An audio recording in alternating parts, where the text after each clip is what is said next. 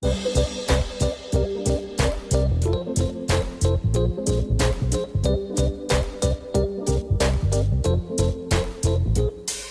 Utah Division of Wildlife Resources, or DWR, shared this unique footage from their summer aerial fish dumps, a practice that restocks over 200 of Utah's high-altitude mountain lakes per year. Planes zoom just above the tree line, carrying hundreds of pounds of water and up to 70 pounds of fish.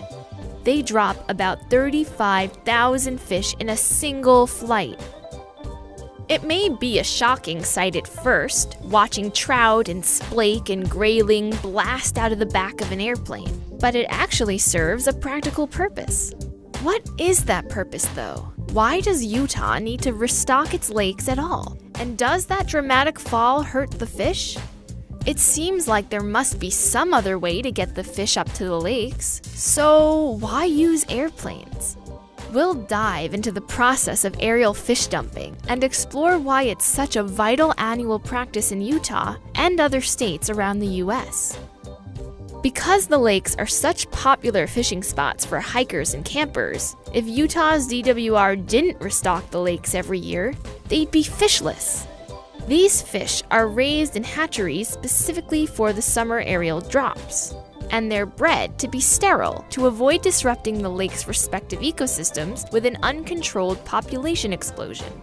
Before flight, the fish are counted and weighed to assure that the right number and species make it into the right lakes. They're also raised in the water temperature of the eventual lake they'll be put in.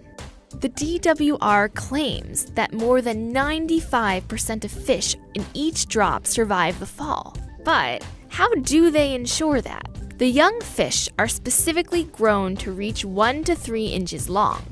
That tiny size, combined with the low height from which they're dropped, means the air actually slows their fall, letting them flutter down and survive impact. The aerial dump practice began in 1956, but before that, fish were loaded into milk cans strapped to horses that hauled them up the mountainsides. The treks were strenuous and less efficient, meaning more could go wrong before reaching the lakes. Vehicles have no way to reach these high-altitude lakes, so airplanes have proven to be the most viable option.